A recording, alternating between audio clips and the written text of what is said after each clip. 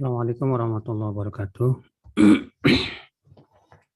Innal hamdalillah nahmaduhu wa nasta'inuhu wa nastaghfiruh wa na'udzu billahi min shururi anfusina wa min sayyiati a'malina. Man yahdihillahu fala mudilla lahu wa man yudlil fala hadiya lahu. Asyhadu an la ilaha illallah wahdahu la syarika lah wa asyhadu anna Muhammadan abduhu wa rasuluh, amma ba'd. Ikhwah, kita insyaallah akan membahas tentang ayat-ayat Siyam. Allah berfirman di ayat ke-183 dari surat Al-Baqarah. A'udzu billahi minasyaitonir rajim. Ya ayyuhalladzina amanu kutiba alaikumus shiyam kama kutiba 'alal ladzina min qablikum la'allakum tattaqun. Ayyaman ma'dudat faman kana minkum maridan aw 'ala safarin fa'iddatun min ayyamin ukhra. وعلى الذين يطيقونه فدية طعام مسكين فمن تطوع خيرا فهو خير له وأن تصوموا خير لكم إن كنتم تعلمون شهر رمضان الذي أنزل فيه القرآن هدى للناس وبينات من الهدى والفرقان فمن شهد منكم الشهر فليصم ومن كان مريضا أو على سفر فعدة من أيام أخر يريد الله بكم اليسر ولا يريد بكم العسر ولتكملوا العدة ولتكبروا الله على ما هداكم ولعلكم تشكرون وإذا سألك عبادي عني فإني قريب أجيب دعوة الداعي إذا دعان فليستجيبوا لي وليؤمنوا بي لعلهم يرشدون أحل لكم ليلة الصيام الرفث إلى نسائكم هن لباس لكم وأنتم لباس لهن علم الله أنكم كنتم تختانون أنفسكم فتاب عليكم وعفى عنكم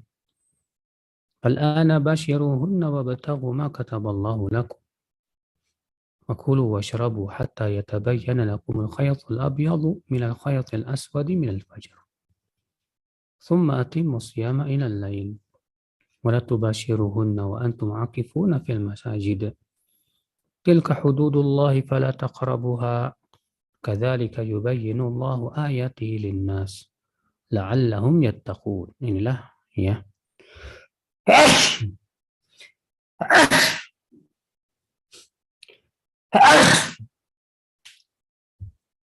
Alhamdulillah.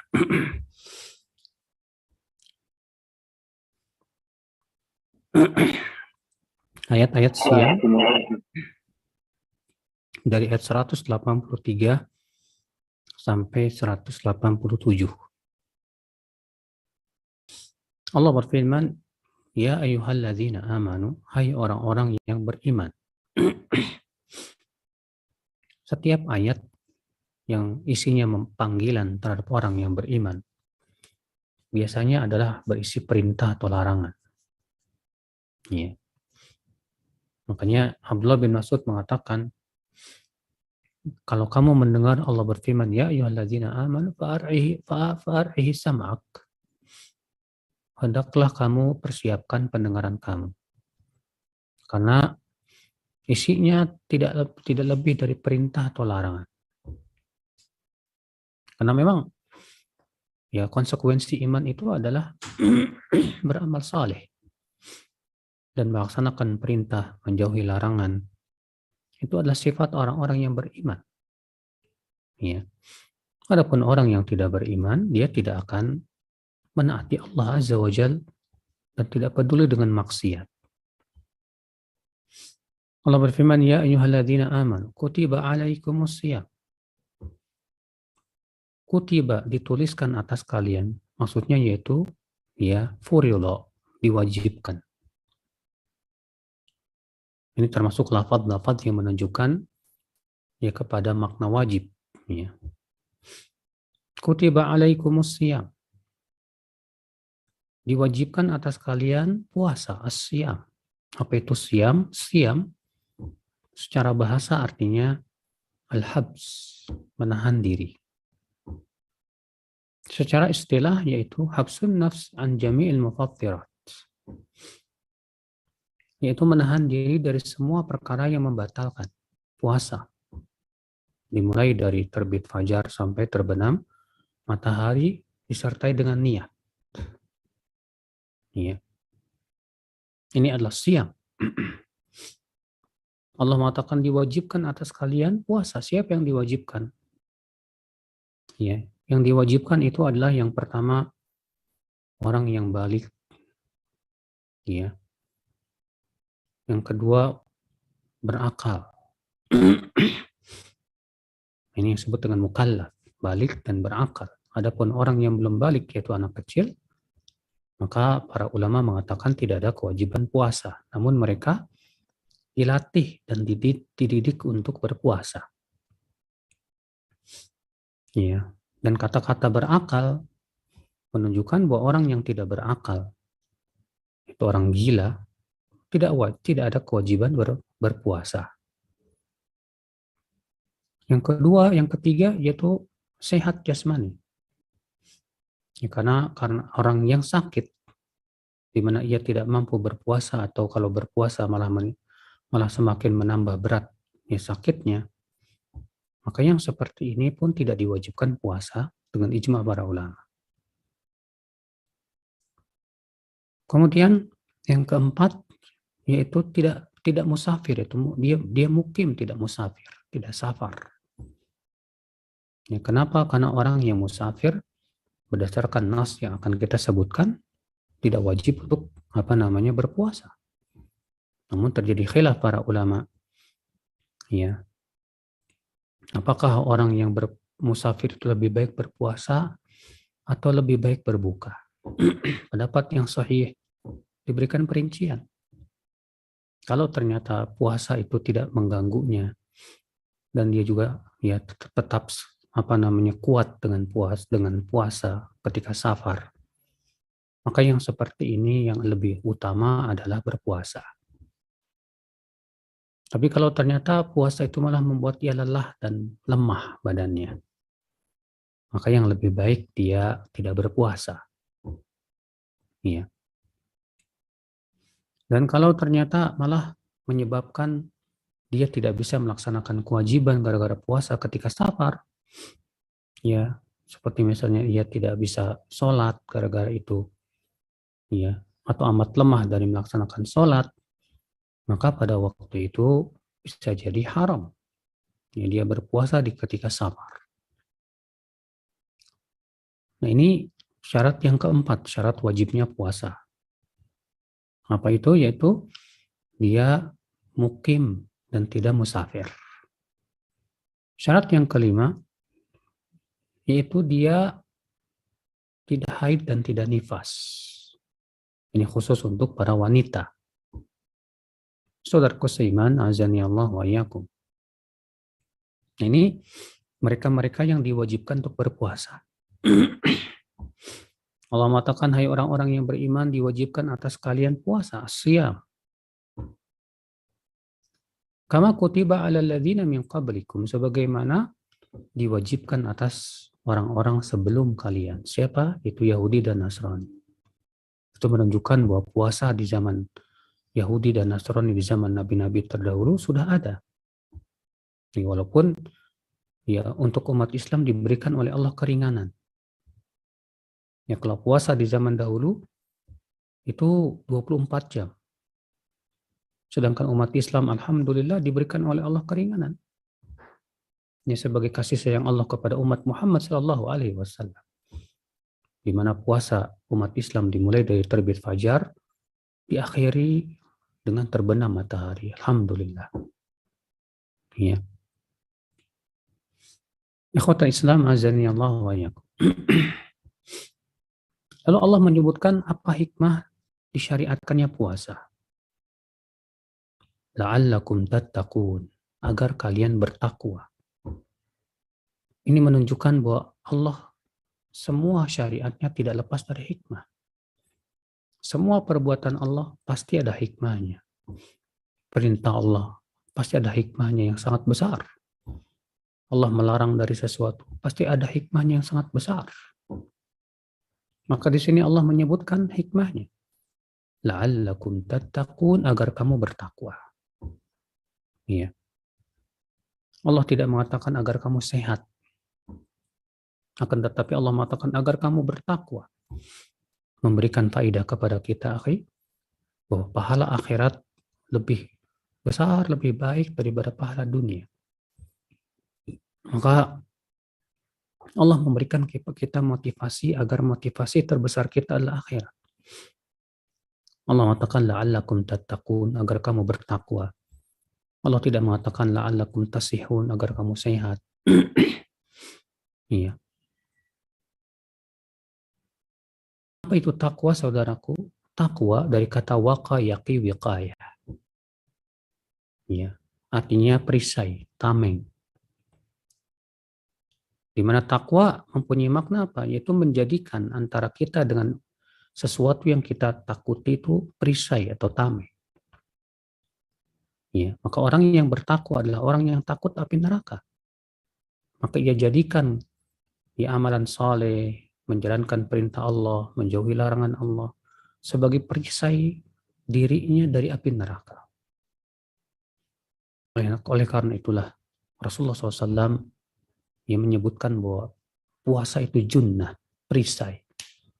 Rasulullah bersabda, as-saumu junnah. Puasa itu perisai. Dalam ayat yang lain, ya, yajunnu bihi al-abdu minan nar. Di mana seorang hamba akan menamainya atau memperisai dirinya dari api neraka dengan puasa itu. Masya Allah, subhanallah. Ya akhwal Islam.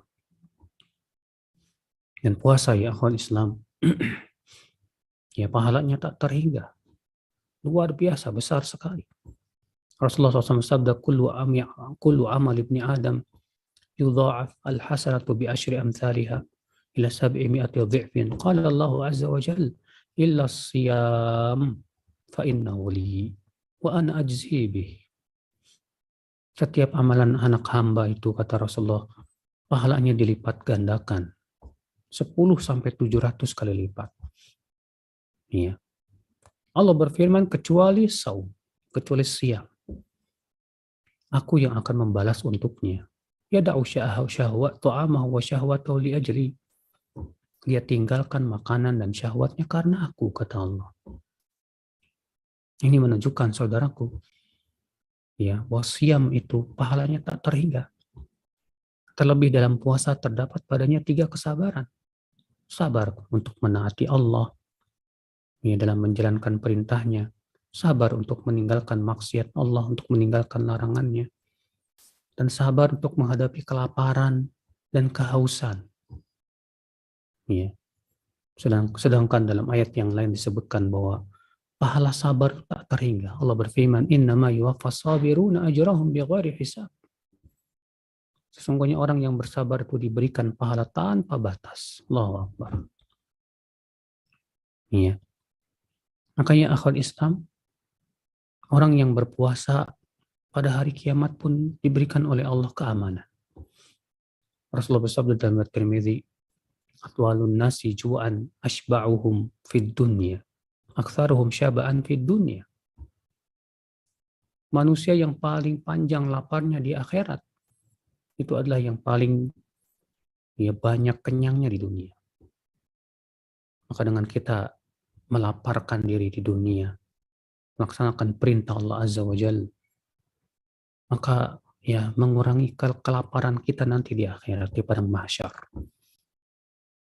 Akhwat Islam, ya, ini dia hikmah yang sangat agung dari disyariatkannya puasa. La'allakum tattaqun, agar kamu bertakwa. Maka ini memberikan sinyal, saudaraku, bahwa puasa yang tidak menimbulkan takwa itu memberikan sinyal bahwa puasa ini, ya, belum diterima oleh Allah Subhanahu wa taala. Puasa tersebut tak bernilai di sisi Allah Subhanahu wa taala. Makanya akhwat Islam, takwa, puasa itu, ya, yang diterima oleh Allah yang menimbulkan takwa. Bukankah Allah berfirman, an innama yataqabbalullahu minal muttaqin. Sesungguhnya Allah hanyalah menerima dari orang-orang yang bertakwa saja.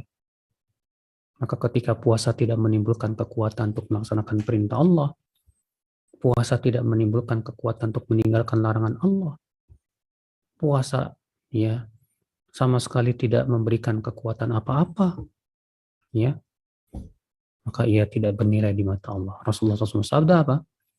Man lam yada' qawla zur wal amala bih. Siapa yang tidak meninggalkan berkata dusta dan dia terus-menerus mengamalkannya. Falaysa lillahi hajatun fi an yada'a ta'amahu wa syarabah. Maka Allah tidak membutuhkan ya puasanya itu.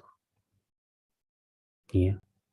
Ketika kita puasa, kita diminta untuk bertakwa dalam mata kita, bertakwa pada telinga kita, pada lisan kita, dan pada anggota badan kita.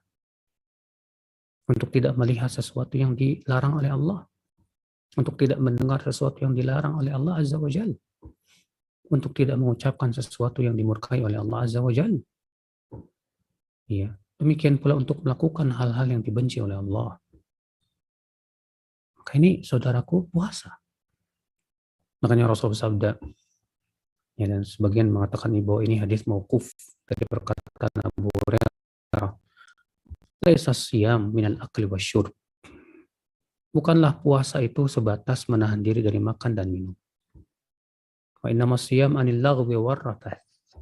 Tapi hakikat puasa itu berpuasa dari perbuatan yang sia-sia dan ucapan yang tidak baik. Ternyata perkara yang sia-sia saja kita dianjurkan untuk meninggalkannya. Namun tentunya saudaraku ya, alhamdulillah ketika kita berpuasa dan tentunya sulit sekali untuk menghindarkan yang sia-sia, apalagi kalau kita sudah mulai lelah dengan baca Quran, mulai lelah dengan amalan saleh. Terkadang kita ya melakukan hal-hal yang barangkali tidak ada manfaatnya.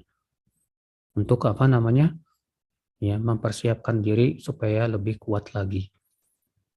Ya, setelah hilangnya penatnya hilang, capeknya hilang, ada lagi kekuatan kembali baca Quran lagi. Ya, ternyata Allah syariatkan zakat fitr ya untuk menghapus ya kekurangan-kekurangan yang terjadi saat puasa ya berupa perkara yang sia-sia itu.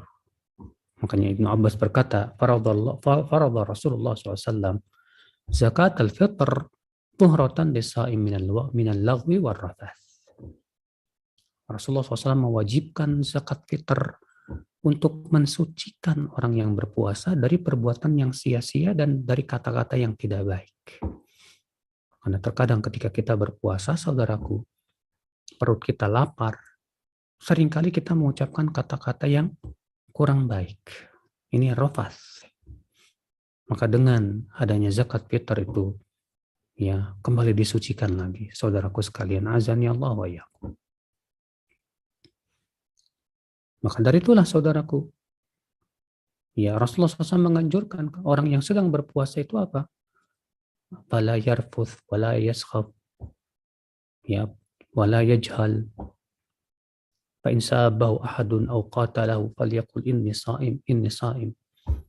Apabila seseorang sedang berpuasa, janganlah ia berkata kotor, ya berkata yang tidak-tidak, ya tahan amarah. Karena ketika perut lapar, saudaraku, mudah sekali marah. Makanya disyariatkan sahur untuk mengurangi apa? Ya, ketika kita lapar itu timbul emosi. Saudaraku sekalian, azani Allah wa iyyakum. Kemudian Allah Ta'ala berfirman, ayyaman ma'dudat. Hari-hari yang terhitung. Ya. Di sini Allah Subhanahu wa Ta'ala menyebutkan bahwa bulan puasa itu hanya beberapa hari saja, hari-hari yang terhitung. Ya, cuma 30 hari. Subhanallah. Allah Subhanahu wa Ta'ala memberikan kepada kita sebuah ungkapan yang menghibur. Bahwa yang kamu lakukan itu cuma beberapa hari saja, hari-hari terhitung. Bukan hari-hari yang tak terhitung. Hanya sebulan dari 12 bulan. Sabarlah kamu untuk menaati Rabbmu. Ya, Masya Allah ya akal Islam. Ketika Allah mengatakan ayat ma'dudat, hari-hari yang terhitung, memberikan kepada kita apa? Pesan. Ya, bahwa kalau kita belum apa-apa memandang puasa itu berat duluan, kita akan mundur. Tapi ketika kita melihat ya bahwa hari-harinya kok cuma terbilang, kok cuma sebulan dibandingkan 12 bulan. Allah tidak mewajibkan puasa 2 bulan, 3 bulan, 4 bulan. Hanya 1 bulan saja hari-hari yang terhitung. Ya, hanya 1 bulan. Dan itu pun pahalanya luar biasa di sisi Allah Azza wa Jalla. Ini sebuah hiburan ya, untuk kita semua. Allah memberikan ungkapan yang memberikan kepada kita agar kita sabar. Ya, sabarlah. Berpuasa sebulan itu hanya cuma hari-hari yang terhitung, kata Allah. Faman kana minkum maridan aw ala safarin fa'iddatun min ayyamin ukhar. Maka siapa di antara kalian yang sakit atau ia safar dan ia tidak berpuasa, fa'iddatun min ayyamin ukhar. Maka hendaklah ia mengganti dengan hari-hari yang lainnya. Di sini nas bahwa orang yang sakit atau orang yang safar tidak diwajibkan puasa. Iya. Apa yang dimaksud dengan sakit di sini? Apakah sakit sedikit?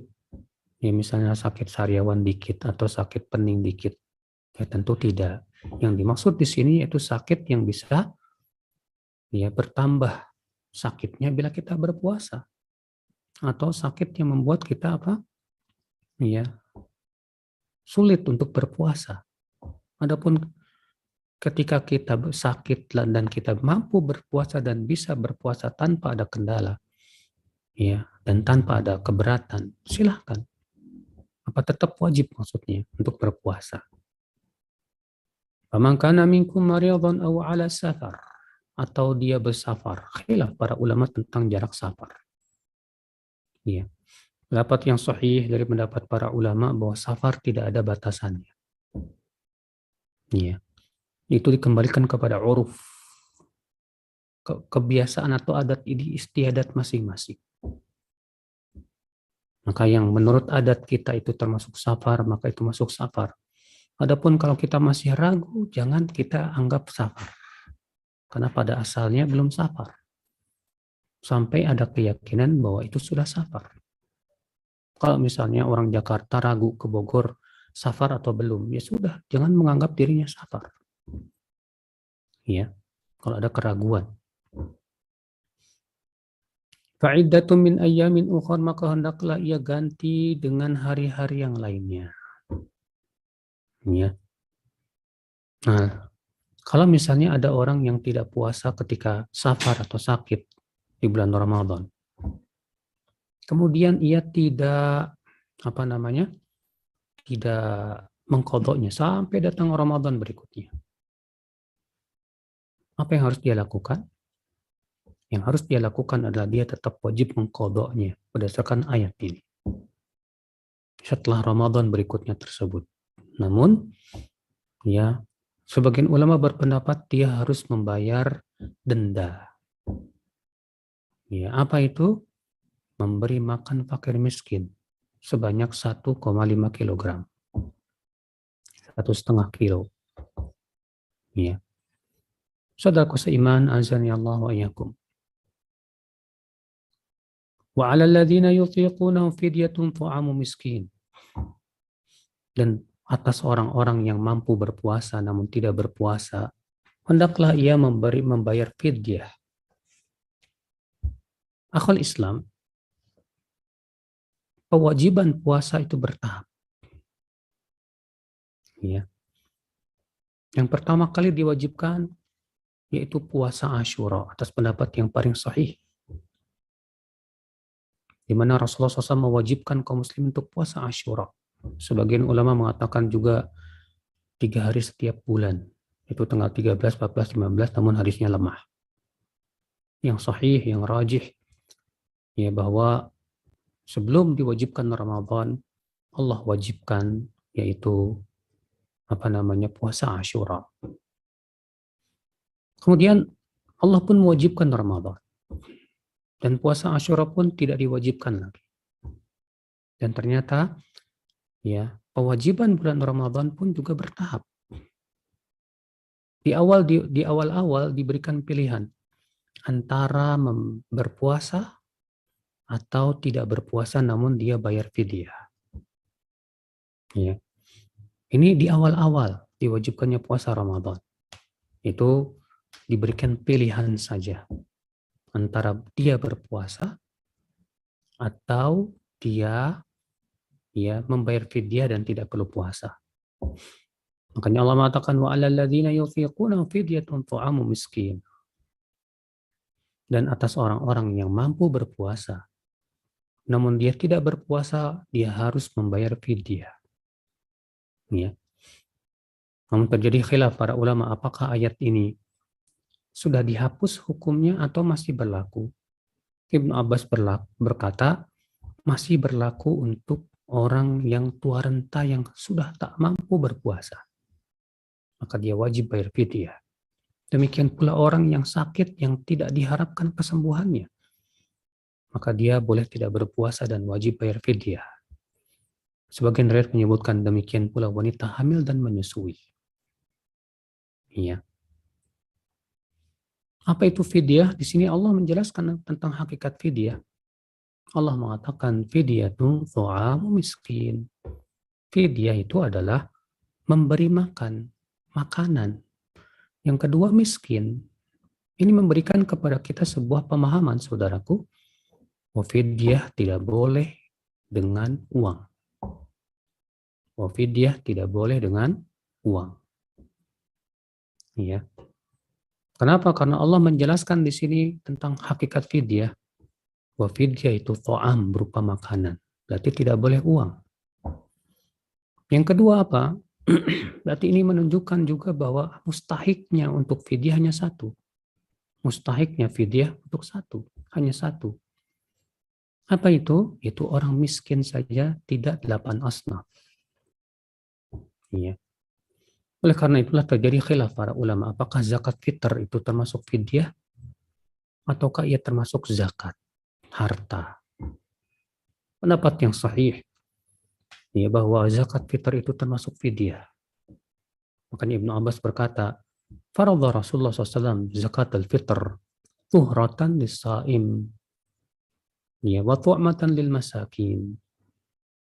Rasulullah SAW mewajibkan zakat fitr sebagai pensuci untuk orang yang berpuasa.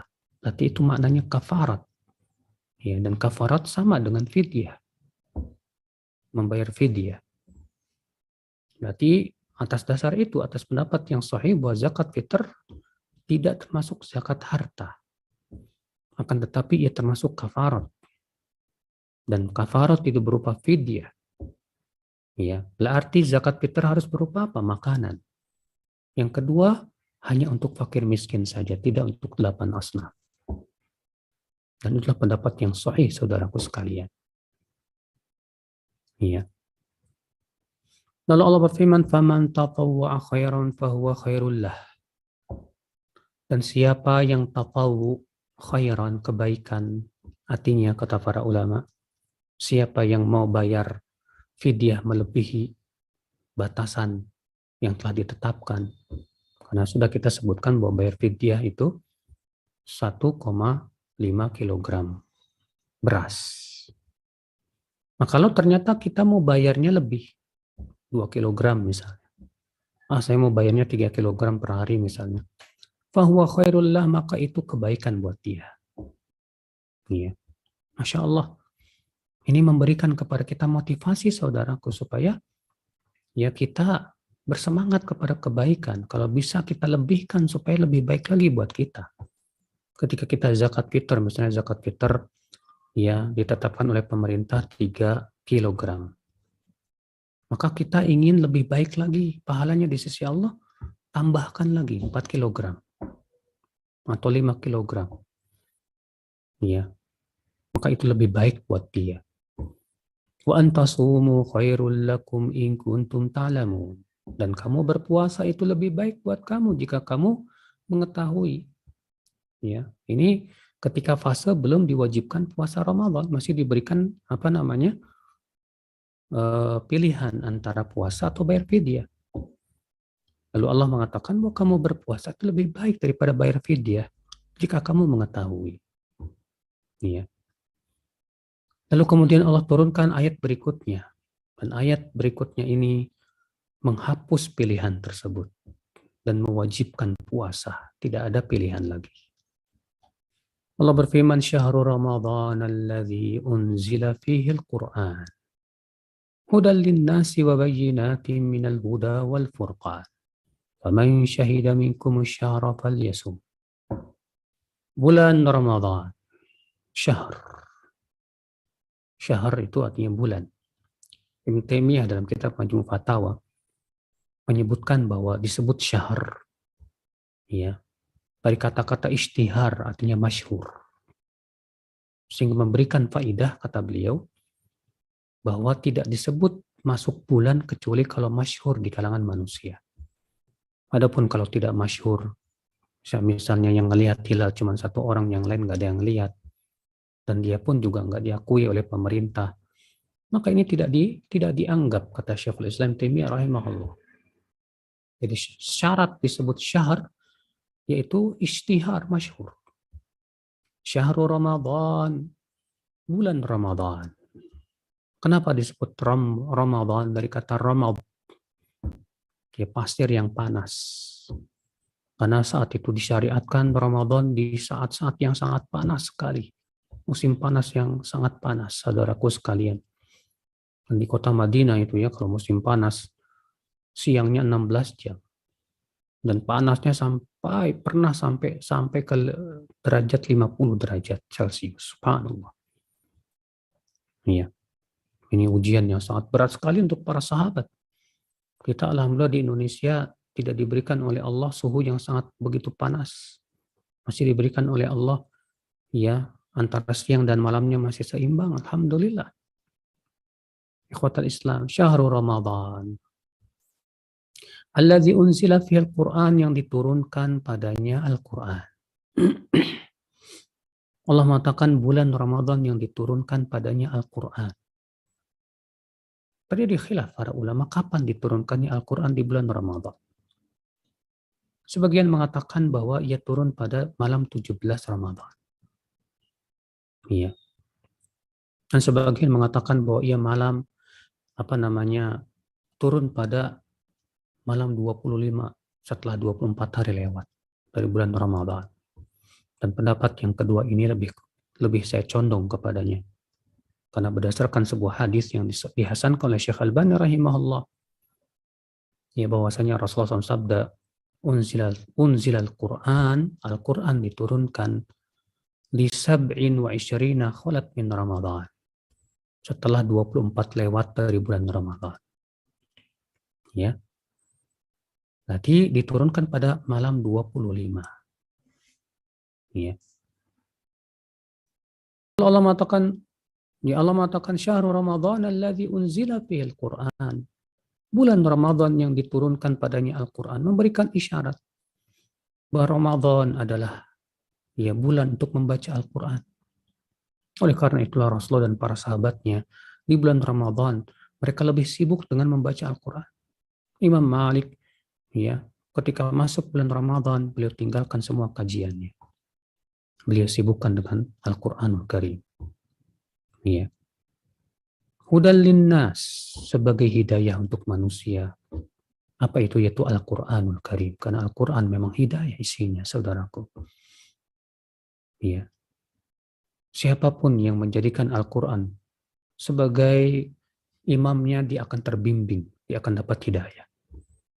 Siapapun yang mempelajari Al-Quran dan mentadabburinya dengan sungguh-sungguh, dia akan terbimbing dan dapat hidayah. Wa bayyinatin minal huda wal furqan, dan sebagai penjelas keterangan dari hidayah dan pembeda. Artinya Al-Quran, saudaraku sekalian, sebagai penjelas untuk hidayah tersebut, yang menjelaskan berbagai macam hal-hal yang akan itu menjadi hidayah untuk kita, berupa tauhid, ya berupa ya hukum, akidah, keyakinan, muamalah dan yang lainnya saudaraku sekalian. Ya, ibadah, akhlak itu dijelaskan oleh Allah dalam Al-Qur'an, dan itu semua hidayah untuk kita. Dan membedakan antara yang hak dengan yang batil. Maka seorang mukmin harus beda. Seorang yang mempelajari Al-Quran, apalagi menghafalkannya, dia harus beda dengan orang yang tidak demikian, saudaraku. Ikhwatal iman, azani Allah wa iyyakum. Lalu Allah berfirman, "Faman syahida minkum syahra falyasum." Siapa di antara kalian yang melihat bulan syahr, yaitu hilal, hendaklah ia berpuasa. Ya, ayat ini tegas, saudaraku, menunjukkan wajib menentukan Ramadan dengan hilal, melihat, bukan dengan hisab. Nah, tegas Allah mengatakan, "Faman syahida minkum syahr." Siapa di antara kalian yang menyaksikan, ya, yang menyaksikan, bukan menghitung seperti halnya hisab, bukan, tapi menyaksikan. Makanya Rasulullah SAW bersabda, lebih menegaskan lagi dalam hadisnya, "Sumu li ru'yati wa aftiru li ru'yati." Berpuasalah Ramadan dengan melihat hilal, dan berbukalah Ramadan dengan melihat hilal. Maka Syekhul Islam Taimiyah mengatakan bahwa orang yang ya bersandar kepada hisab, dia telah salah secara ilmu hisab, ya, dan dia telah berbuat bid'ah dalam agama. Karena hisab, saudaraku sekalian, ya, melihat hilal itu tidak bisa ditentukan oleh hisab. Kenapa? Karena penglihatan manusia berbeda-beda, disesuaikan perbedaan tempat. Ya, terkadang di suatu tempat setelah 2 derajat baru kelihatan. Kayak di Indonesia ini. Indonesia rata-rata kalau di bawah 2 derajat sulit untuk dilihat. Tapi kalau sudah di atas 2 derajat, ya baru bisa kelihatan. Itu pun juga ya agak susah. Di suatu tempat yang lain, ada yang 5 derajat baru kelihatan. Bahkan ada tempat yang baru 8 derajat baru kelihatan. Jadi tidak bisa ditentukan oleh hisab. Allah yang menyuruh kita untuk menyaksikannya. Faman syahida minkum syahra falyasum. Itu jadi khilaf para ulama, ya, tentang syarat berapa orang yang menyaksikannya. Pendapat yang sahih, yang rajih, kalau untuk masuk bulan Ramadan cukup 1 orang yang adil, seorang muslim. Adapun untuk ya Idul Fitr, maka harus 2 orang yang adil. Kemudian bagaimana kalau ada orang yang melihat hilal, lalu kemudian ia sampaikan kepada qadhi, kepada pemerintah. Ternyata oleh pemerintah ditolak persaksiannya. Apa yang dia lakukan? Apakah dia berpuasa sendiri, ya, tanpa berkoar-koar ke orang-orang? Ataukah dia wajib ikut keputusan pemerintah? Menjadi 2 pendapat ulama. Pendapat yang pertama, pendapat jumhur, yang mengatakan bahwa dia wajib berpuasa sendirian. Iya. Kenapa? Karena Allah mengatakan, siapa di antara kalian yang menyaksikan hilal, sementara dia menyaksikannya, iya, maka hendaklah ia berpuasa. Sementara sebagian ulama, dan ini pendapat yang dirujukan oleh Ibnu Taimiyah, dia tidak boleh berpuasa sendirian. Dia hendaklah mengikuti kebanyakan orang. Berdasarkan sabda Nabi SAW, "As-sawmu yawma tasumun, wal fitru yawma tuftirun, wal adha yawma tudhahun." Puasa itu adalah pada hari kalian semua berpuasa. Ya, beridul fitri pada hari kalian semua beridul fitr. Dan itu menunjukkan tidak boleh kita puasa sendirian atau beridul fitri sendirian. Ya. Kita harus mengikuti kebanyakan orang. Maka dari itulah saudaraku sekalian, azani Allah wa iyyakum. Makanya dalam Islam yang berhak menentukan kapan puasa, kapan Idul Fitr adalah pemerintah, bukan organisasi sama sekali.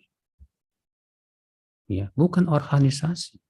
Tidak seperti di negeri kita ada organisasi yang seakan punya hak untuk menentukan kapan Ramadan. Kita katakan ini Jelas batil. Karena dalam Islam tidak pernah diajarkan demikian. Saudaraku seiman, azan ya Allah wa iyyakum. Ya. Maka jumhur mengatakan kalau ada orang yang melihat bulan ya hilal lalu ia sampaikan kepada qadhi, ternyata qadhi menolaknya, maka ia wajib puasa sendirian, jangan bilang-bilang ke orang lain. Iya. Apalagi untuk menyebarkannya, memviralkannya, ini tidak benar. Kenapa? Karena ini adalah ya syukku asal muslimin, memecah belah persatuan kaum muslimin, saudaraku sekalian. Ya, dan itu haram hukumnya dalam Islam. Ikhwatul iman. Lalu Allah mengatakan wa man kana maridan aw ala safarin fa iddatun min ayyamin ukhar. Dan siapa yang sakit atau ia bersafar, hendaklah ia mengganti dengan hari-hari yang lain. Iya. Kan sudah kita jelaskan tadi bahwa orang yang sakit, orang yang safar tidak wajib untuk berpuasa. Lalu Allah berfirman, yuridullahu bikumul yusar wala yuridu bikumul usar. Allah menginginkan untuk kalian kemudahan dan tidak menginginkan untuk kalian kesulitan. Artinya ketika Allah memberikan rukhsah orang yang sakit, orang yang safar, bahwa mereka tidak wajib untuk berpuasa, ya, itu semua adalah kemudahan dari Allah. Demikian pula ketika Allah wajibkan puasa hanya di bulan Ramadan saja, ya, dari 12 bulan selama setahun hanya bulan Ramadan 1 bulan saja, itu semua kemudahan, mudah, ya, dan tidak sulit. Artinya setiap manusia mampu melakukannya. Karena perintah-perintah Allah itu rata-rata mampu dilakukan oleh manusia. Kalaupun misalnya ada orang yang sakit atau safar, di mana ia berat melakukannya, syariat datang untuk memberikan kemudahan. Ya, makanya ayat ini dijadikan oleh para ulama sebagai sebuah kaidah, al-masyaqqatu tajlibut taisir, bahwa kesulitan mendatangkan kemudahan. Agama kita ini mudah. Rasulullah bersabda, ad-dinu yusrun, agama ini mudah. Yang membuat agama ini tidak mudah adalah hawa nafsu dan syahwat. Makanya para pengikut hawa nafsu dan syahwat pasti akan menganggap agama ini berat, saudara. Padahal hakikatnya mudah. Ya. Nah, saudaraku sekalian. Lalu Allah berfirman, walitukmilul iddah, walitukabbirullah ala ma hadakum, wala'allakum tashkurun. Dan agar kalian menyempurnakan jumlah bulan Ramadan. Iya. Walitukabbirullah, dan agar kalian bertakbir membesarkan Allah. Ini menunjukkan, saudaraku, disyariatkannya takbir setelah selesai bulan Ramadan. Dan ayat ini akhal Islam dijadikan hujah oleh mazhab Syafi'i. Ya, bahwa takbir dimulai dari malam hari. Itu dimulai dari malam Idul Fitr. Kenapa demikian? Karena Allah mengatakan walitukabbiru walitukmilul iddah. Hendaklah kalian menyempurnakan jumlah bilangan Ramadan. Ya, sementara malam Idul Fitr telah sempurna jumlah bilangan Ramadan. Ya, lalu Allah mengatakan walitukabbirullah, dan hendaklah kalian bertakbir membesarkan Allah Azza wa Jalla. Dan ini pendapat yang dirajikan oleh Syekhul Islam Taimiyah rahimahullah. Sementara sebagian ulama mengatakan bahwa takbir dimulai dari semenjak kita berangkat dari rumah sampai ke lapangan, sampai imam naik mimbar sholat. Ya. Ini berdasarkan hadis yang dikeluarkan Ibnu Khuzaimah bahwa Rasulullah SAW dan beberapa sahabat memulai takbir dari semenjak keluar rumah menuju lapangan. Namun, ya, hadis ini walaupun dihasankan oleh Syekh Al-Albani rahimahullah, saya lebih condong kepada pendhaifan hadis ini. Ya. Kenapa? Karena di dalam sanadnya ada ittirab. Ya, hadis ini muttarib, guncang. Ya. Demikian pula ia berasal dari periwayatan Ibnu Abi Dzib dari Yahya, dari Ibnu Syihab, dan periwayatannya beliau dari Ibnu Syihab ada padanya kelemahan. Ya, Allahu a'lam. Lalu Allah mengatakan, jadi saya secara pribadi ya lebih condong kepada mazhab Syafi'iyah yang mengatakan bahwa takbir dimulai dari malam Idul Fitr. berdasarkan ayat ini. Allah berfirman, "Walitukmilul iddata walitukabbirullaha ala ma hadakum wa la'allakum tashkurun." Dan hendaklah kalian menyempurnakan jumlah bulan Ramadan. Dan hendaklah kalian bertakbir membesarkan Allah atas hidayah yang Allah berikan kepada kalian.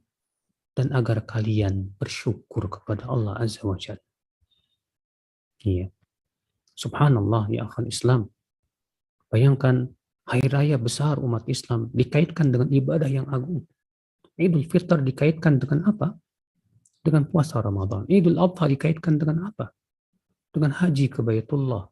Demikian pula ibadah udhiyah, sembelihan kurban yang agung di sisi Allah Azza wa Jalla.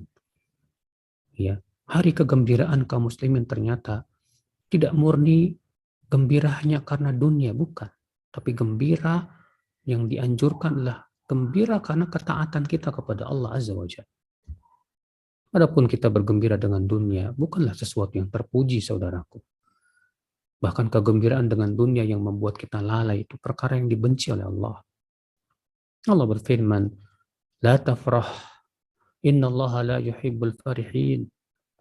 Jangan kamu bergembira. Sesungguhnya Allah tidak cinta, tidak suka kepada orang-orang yang bergembira seperti itu. Artinya kegembiraan yang membuat kita lalai. Iya. Makanya ketika Idul Fitr, kita dianjurkan memperlihatkan kegembiraan, saudaraku. Dengan mengadakan permainan dan yang lain. Namun tidak terus-menerus. Ya. Supaya kegembiraan itu tidak melalaikan kita. Bayangkan setelah selesai Ramadan, kita disuruh untuk membesarkan Allah, bertakbir, Allahu Akbar, la ilaha illallah, Allahu Akbar walillahil hamd. Itu menunjukkan bahwa seorang mukmin itu selalu hidupnya tak lepas dari ibadah. Selesai ibadah kembali kepada ibadah berikutnya, saudaraku. Ya. Kemudian Allah berfirman, "Wa idza sa'alaka 'ibadi 'anni fa inni qarib." Dan apabila hamba-Ku bertanya kepadamu tentang aku, katakanlah fa inni qarib, sesungguhnya aku dekat. Apa yang dimaksud dengan dekat di sini? Apakah zat Allah dekat dengan hambanya? Kita keyakinan Ahlussunnah, Allah beristiwa di atas arasy-Nya. Namun Allah mendekat dengan apa yang Allah kehendaki. Ya. Di sini Allah menjelaskan apa yang dimaksud dengan dekat. Ujibu da'watad da'i idza da'an. Aku mengijabah doa orang yang berdoa kepadaku apabila ia berdoa kepadaku. Artinya ijabah Allah dekat kepada mereka yang berdoa di saat puasa Ramadan. Bayangkan saudaraku, ya. Ternyata Allah menyisipkan ayat doa jadi di sela-sela ayat puasa. Allah menyisipkan ayat doa di sela-sela ayat berpuasa. Memberikan kepada kita sebuah faedah yang agung. Itu bahwa doa orang yang sedang berpuasa itu mustajab. Masya Allah. Makanya Rasulullah SAW sabda, "Thalathu da'awat mustajabat." Ada 3 doa yang mustajab. Ya. Di antaranya da'watus shaim. Itu doanya orang yang sedang berpuasa. Dalam satu ayat yang lain, inda fitrih, ketika ia berbuka. Artinya, ya dari saat dia berpuasa sampai dia mau berbuka, ya, itu adalah waktu-waktu yang mustajab, Masya Allah. Makanya disyariatkan, ya akhwal Islam, ketika kita sedang berpuasa untuk banyak-banyak berdoa kepada Allah. Ya. Allah mengatakan, ujibu da'watad da'i idza da'an. Aku pasti mengijabah orang yang berdoa kepadaku.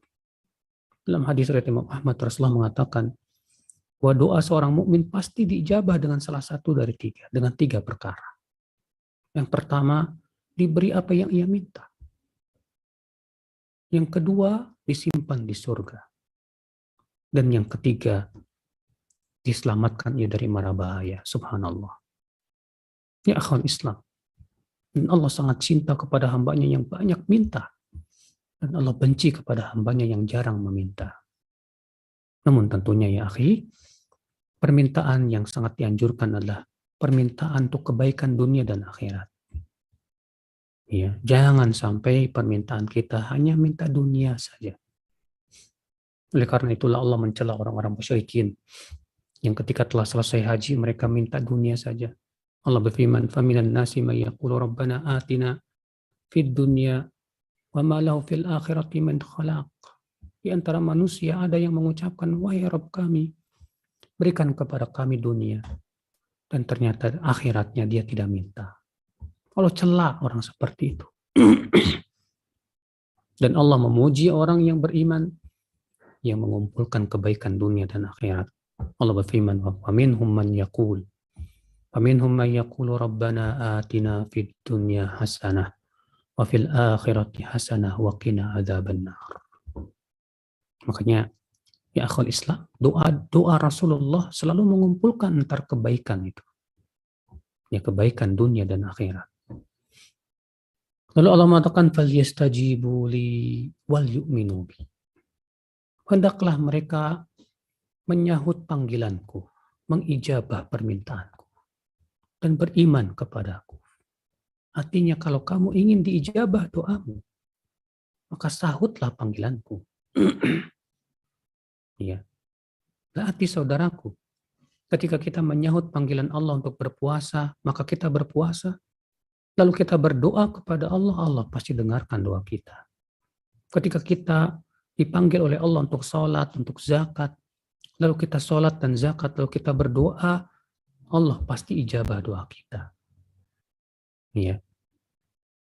Subhanallah ya akhal Islam. Maka Allah mengatakan, "Falyastajibu li." Hendaklah mereka mengijabah ya panggilanku. Wal yu'minu bi, dan beriman kepadaku. La'allahum yarshudun, agar mereka yang mendapatkan rasyad, bimbingan dari Allah. Ya.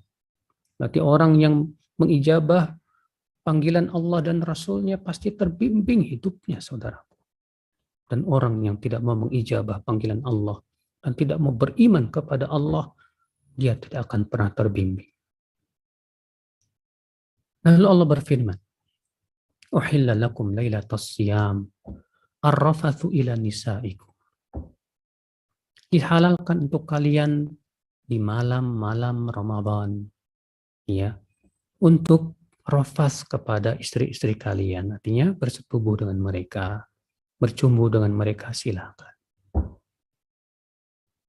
Saudaraku seiman, di awal-awal puasa yang Allah wajibkan kepada para sahabat, ya, pada waktu itu puasanya 24 jam. Ketika maghrib datang, boleh dia makan, ya. Tapi kalau ketika maghrib datang dalam keadaan dia tidur, maka dia tidak boleh lagi makan. Pernah ada seorang sahabat Nabi Shallallahu Alaihi Wasallam, saudaraku. Ketika maghrib dia sudah kelelahan karena siang harinya dia capek. Pas maghrib tidur qadarullah. Ya. Sehingga dia harus berpuasa sampai maghrib berikutnya, akhirnya dia pingsan di siang harinya. Subhanallah, berat sekali pada waktu itu. Maka kemudian Allah pun memberikan kemudahan. Allah mengatakan, "Uhilla lakum lailatas siyamir rafathu ila nisaikum hunna libasul lakum wa antum libasul lahun."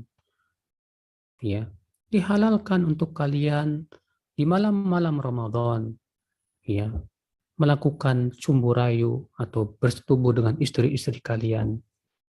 Mereka adalah pakaian untuk kalian dan kalian pun pakaian untuk mereka. Ya. Ikhwatal Islam, azan ya Allah wa yakum. Lalu Allah Subhanahu wa taala mengatakan, "Alimallahu." Allah tahu. "Annakum kuntum takhtanuna anfusakum." Ya.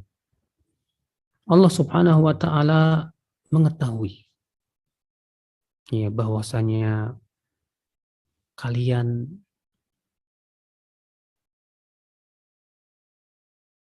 ini, ya, para ulama tafsir mengatakan, "Alimallahu annakum kuntum takhununa anfusakum bimukhalafati ma harramallahu alaikum min mujama'atin nisa badal isya fi layali siyam. Allah mengetahui bahwasanya di antara kalian ada yang mengkhianati diri kalian. Karena di saat di awal-awal puasa diwajibkan, kalau sudah isya tidak boleh bersetubuh dengan istri. Iya. Dan tentunya ini berat sekali. Dan Allah tahu bahwa ada sebagian sahabat yang ternyata bersetubuh setelah ya isya. Maka Allah memberikan kemudahan kepada mereka yang akal Islam. Fataba alaikum, maka Allah pun memberi taubat atas kalian. Wa'afa ankum, dan Allah pun memaafkan kalian. Subhanallah ya akal Islam, betapa pemaafnya Allah Azza wa Jalla. Fal'ana bashiruhunna wabtaghu ma kataballahu lakum. Adapun sekarang kata Allah, silahkan kalian setubuhi istri-istri kalian dan carilah apa yang Allah telah tuliskan untuk kalian berupa anak, itu di malam-malam bulan Ramadan. Lalu Allah mengatakan, wakulu washrabu, makan dan minumlah, silahkan di malam Ramadan itu. Hatta yatabayyana lakumul khaytul abyadu minal khaytil aswadi minal fajar. Sehingga menjadi jelas untuk kalian antara benang putih dari benang hitam dari fajar. Allah menyuruh makan dan minum sampai jelas fajar. Ini bantahan terhadap syariat imsakiyah. Iya. Karena pengadaan imsak justru bertabrakan dengan ayat ini. Ayat ini tegas mengatakan makan dan minumlah sampai jelas kepada kamu fajar. Sementara waktu imsak belum masuk fajar. Bahkan Ibnu Abbas berkata, ya, beristimbat dari ayat ini, kul masyakakta hatta la tasyuk, selama kamu masih ragu apakah sudah fajar apa belum, makan saja sampai kamu betul-betul tidak ragu lagi. Kenapa? Karena Allah mengatakan hatta yatabayyana lakum, sampai jelas kepada kalian benang putih dari benang hitam dari waktu fajar. Jadi saudaraku sekalian, selama kita masih ragu ini sudah masuk waktu apa belum, apalagi ya di zaman sekarang waktu fajar diperselisihkan apakah tepat waktu atau kecepatan, ada yang mengatakan terlalu cepat sekian menit, ada yang mengatakan 25 menit, ada yang mengatakan 8 menit, dan yang lainnya. Ya. Nah, kalau misalnya kita masih ragu dan kita melihat ke langit kok masih gelap juga, belum terlihat fajar, maka saat kita masih ragu ini makan aja. Ya. Kalau imsak itu disyariatkan, tentu Allah akan mengatakan makan dan minumlah sampai waktu yang diragukan, supaya kalian hati-hati. Karena imsak itu kan tujuannya kehati-hatian. Tapi Allah mengatakan makan dan minumlah sampai jelas kepada kamu, ya, terbitnya fajar. Benang putih dari benang hitam dari waktu fajar. Tsumma atimmus siyama ilal lail, kemudian sempurnakanlah puasa itu sampai malam. Maksudnya apa? Terbenam matahari. Oleh karena itulah ya akhi, disebut malam itu apabila telah terbenam matahari. Itu permulaan malam. Maka ini memberikan faidah, ya, bahwa Lailatul Qadar itu terjadinya semenjak terbenamnya matahari. Adapun keyakinan sebagian orang ya di zaman sekarang, Lailatul Qadar itu terjadinya sepertiga malam terakhir, ini batil. Sampai kita lihat di zaman sekarang ya, sampai ada yang kalau sudah 10 malam terakhir, tarawehnya maunya nanti aja malam. Ya. Akhirnya mereka nggak mau ikut taraweh di awal malam dengan keyakinan, dengan asumsi bahwa Lailatul Qadar itu terjadi nanti malam. Ya, maksudnya yaitu jam 12-an ke atas. Ini mana dalilnya? Justru bertabrakan dengan ayat. Ayat ini tegas mengatakan bahwa malam itu dimulai dari terbenamnya matahari, saudara.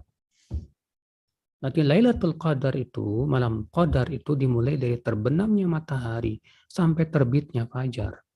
Maka kita maksimalkan ibadah dari awal malam. Ya. Jangan sampai gara-gara asumsi yang salah atau sebuah kesan yang salah bahwa Lailatul Qadar itu turunnya nanti malam. Ya. Karena itu jelas batil. Allah berfirman, "Wala tubasyiruhunna wa antum aqifuna fil masajid." Dan jangan setubuhi istri-istri kalian saat kalian iktikaf di masjid-masjid. Khilaf para ulama apa yang dimaksud dengan masjid dalam ayat ini. Sebagian ulama mengatakan yang dimaksud masjid di sini adalah 3 masjid saja. Masjidil Haram, Masjidil Aqsa, dan Masjid Nabawi. Berdasarkan hadis la i'tikafa illa fil masajid salasah. Tidak boleh iktikaf kecuali 3 masjid saja. Tidak sah iktikaf kecuali 3 masjid saja. Sementara jumhur mengatakan bahwa iktikaf disyariatkan di semua masjid karena Allah memutlakkan dalam ayat ini. Iya. Dan janganlah kalian mensetubuhi istri-istri kalian sementara kalian iktikaf di masjid-masjid. Dan juga dikarenakan tujuan iktikaf itu supaya mendekatkan diri dan bersungguh-sungguh beribadah di akhir Ramadan. Dan itu tidak hanya di 3 masjid saja. Dan inilah pendapat yang insya Allah kuat, yang paling kuat. Ya. Ini menunjukkan bahwa orang yang beriktikaf tidak boleh bersetubuh dengan istrinya. Siapa yang bersetubuh, batal iktikafnya. Ya. Dan iktikaf itu saudaraku sekalian, waktunya ya yang paling bagus 10 hari terakhir Ramadan.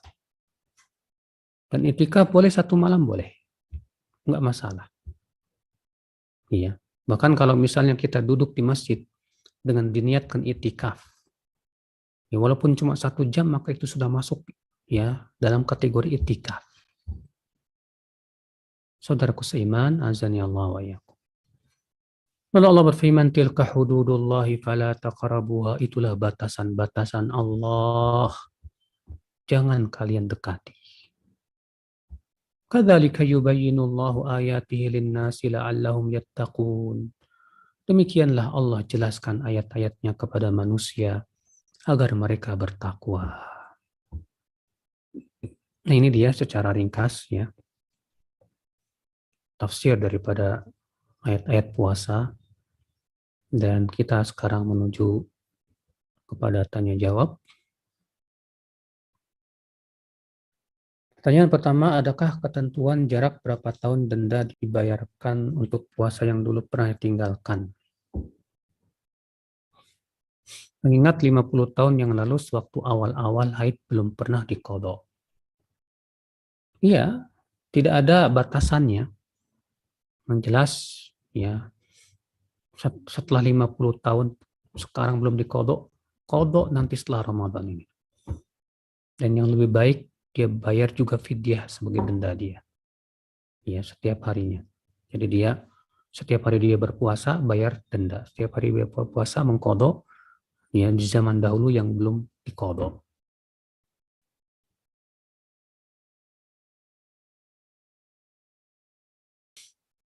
Pertanyaan berikutnya, apakah dalam memberikan makan kepada orang yang sedang berpuasa diutamakan memilih orang yang amalannya baik dibandingkan jika kita memberi makan secara random? Iya. Yang lebih baik adalah dan lebih besar pahalanya, kita beri makan kepada orang yang bertakwa. Rasulullah bersabda, "Wala ya'kul ta'amaka illa taqi." Jangan memakan makananmu kecuali orang yang bertakwa. Karena tujuan kita memberikan apa? Makan kepada orang yang berpuasa agar kita dapat pahala puasa dia.